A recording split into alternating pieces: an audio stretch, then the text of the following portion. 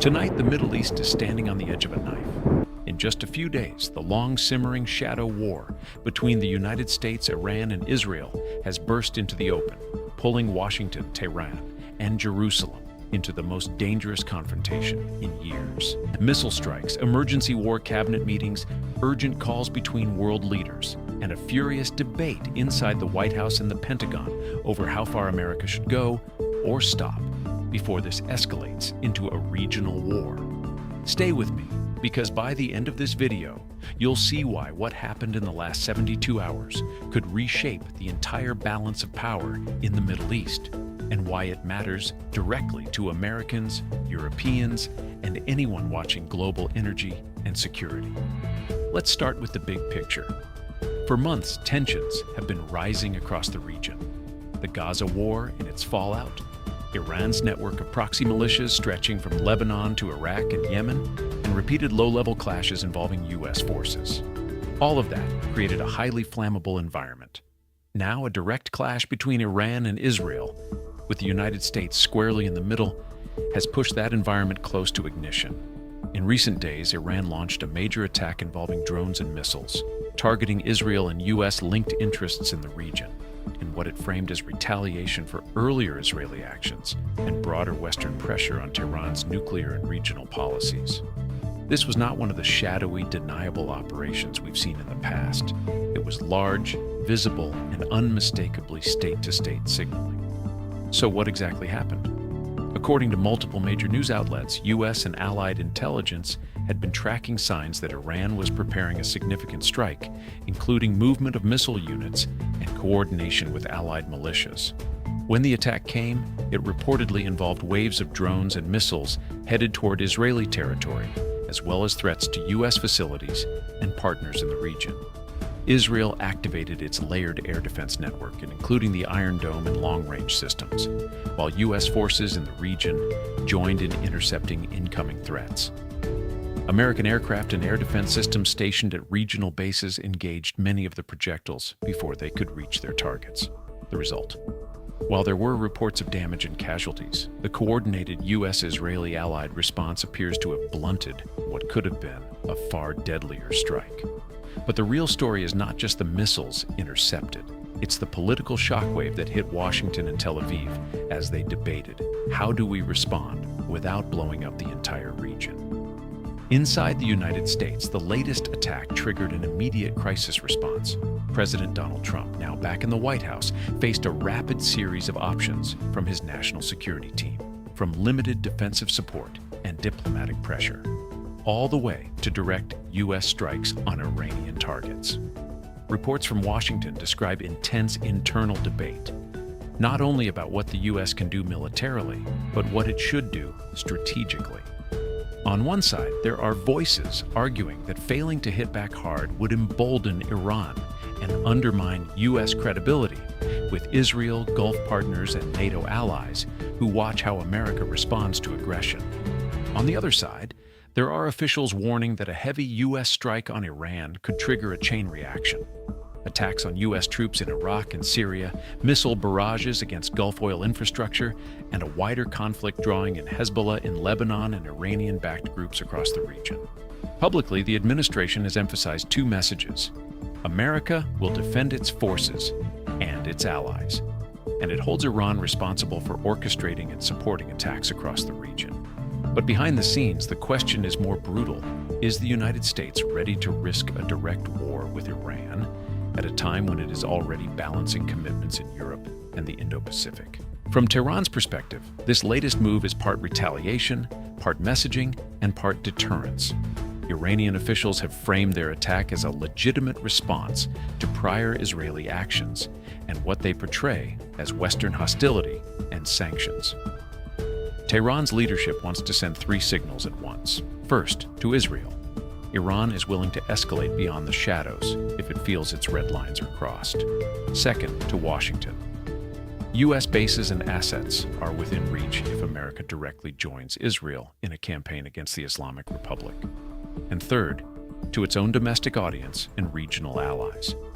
Iran is not just a passive target of pressure, it is a regional power capable of striking back. At the same time, Iran appears to be calibrating its moves. The attack was serious, but not the maximum possible. That suggests Iran wants to show strength without crossing the threshold into a full-scale, no-holds-barred war it knows would be devastating. On the other side of this triangle is Israel, under enormous pressure and facing critical decisions of its own. Israel's security doctrine has long been built on deterrence through decisive action. When attacked, respond strongly enough that no one doubts your resolve or your capabilities.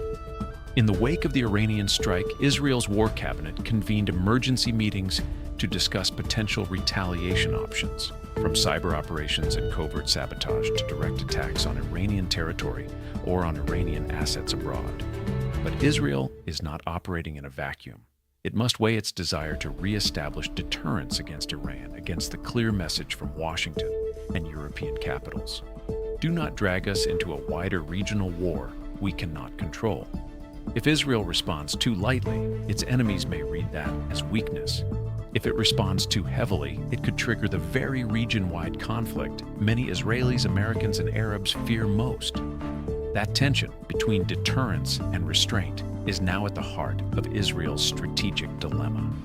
Beyond the three main players, the world is watching closely and reacting. In Europe, leaders have largely condemned Iran's attacks and expressed solidarity with Israel's right to defend itself, while simultaneously urging all sides to avoid a spiral of escalation. Many European governments are deeply worried that a wider conflict would disrupt global energy markets, fuel a new wave of refugees, and further fracture already stressed transatlantic politics. Russia, for its part, has used the crisis to criticize U.S. influence in the region and present itself as an alternative power broker, even as it maintains its own complex ties with both Iran and Israel. Moscow benefits when Washington is distracted and overstretched, and tension in the Middle East can divert U.S. attention and resources away from Europe and Ukraine. China has called for restraint and dialogue, positioning itself as a neutral actor and champion of stability. But Beijing also has interests at stake, from securing energy supplies from the Gulf and Iran to expanding its diplomatic footprint in the region. Across the Arab world, the reactions are mixed and cautious. Some Gulf states that have quietly cooperated with Israel on security matters are deeply concerned by Iran's boldness. But they also fear being dragged into a war that could hit their cities and infrastructure. Others are more sympathetic to Iran's framing of itself as resisting Western and Israeli pressure, even if they worry about the consequences of open confrontation. All of this raises the most important question: how real is the risk of a broader regional war? Right now, we are in what analysts sometimes call an escalation ladder moment. Each side, the US, Iran, and Israel, is trying to send a message, impose a cost, and defend its credibility, without crossing the invisible line into a full-scale conflict they may not actually want. But history shows that wars often start not because leaders plan them, but because miscalculation, miscommunication, and domestic political pressure push them further than they intended. There are several key risks. If Israel strikes deep inside Iran in a way that humiliates Tehran's leadership, Iran may feel compelled to respond with far larger missile and drone salvos. If U.S. forces suffer significant casualties from Iranian or proxy attacks, pressure in Washington to hit back hard could become irresistible. If Hezbollah in Lebanon or other militias fully join the fight, Israel could find itself facing a multi-front war stretching from Gaza to Lebanon to Syria, with the U.S. pulled in as the only actor capable of coordinating a regional response. At that point, we are not just talking about tit-for-tat strikes. We are talking about a conflict that could disrupt shipping in the Persian Gulf, threaten global oil flows, shake financial markets, and force major powers to choose sides. So, what could happen next? Scenario 1: managed escalation. In this path, Israel responds in a limited but symbolically powerful way, perhaps via cyber attacks, targeted strikes on Iranian assets outside Iran, or operations that stay just below the threshold of full war. The U.S. quietly leans on both sides, publicly reaffirming support for Israel's security while privately urging restraint. Iran responds with rhetoric and maybe low-level actions through proxies, but avoids another large, direct strike. Tense, dangerous, but contained. Scenario 2, uncontrolled escalation. Here, one side miscalculates. A strike causes high civilian casualties, a U.S. base takes a direct hit, or political leaders feel trapped by their own promises. Retaliation follows retaliation, and the conflict jumps from limited exchanges to a much wider air and missile war across the region. This is the scenario that keeps diplomats, generals, and energy markets awake at night. Scenario 3, a fragile opening. It may sound unlikely in the heat of crisis, but sometimes major shocks create brief windows for diplomacy. Back-channel talks, mediated by European or regional actors, could explore ways to re-establish red lines, reduce direct attacks, and even revisit broader negotiations on nuclear and regional issues. No one should expect a grand peace deal overnight. But even small de-escalation steps could mean the difference between chronic tension and outright war. For ordinary people, thousands of miles away from the Middle East, this may feel distant, but it isn't. Energy prices, global inflation, shipping routes, refugee flows, and even domestic politics in the United States and Europe can all be shaped by what happens between Washington, Tehran, and Jerusalem in the coming weeks. For Americans, the stakes are particularly stark. Is the U.S. prepared to fight another major conflict in the Middle East? How does it balance support for Israel, deterrence of Iran, and its other strategic priorities in Europe and Asia? And how much risk in lives, money, and global stability is Washington willing to accept to maintain its role as the region's security guarantor? These are not abstract questions. They are being debated in real time, in real rooms, by real people whose decisions will affect millions. As we watch this unfold, it's crucial to remember one thing. Geopolitics is not a movie. There is no guaranteed hero, no inevitable ending, and no script that leaders are quietly following. Every strike, every statement, every vote in a parliament or session of the UN Security Council nudges the future in one direction or another. In the coming days, you will hear bold claims, emotional speeches, and confident predictions about what's definitely going to happen.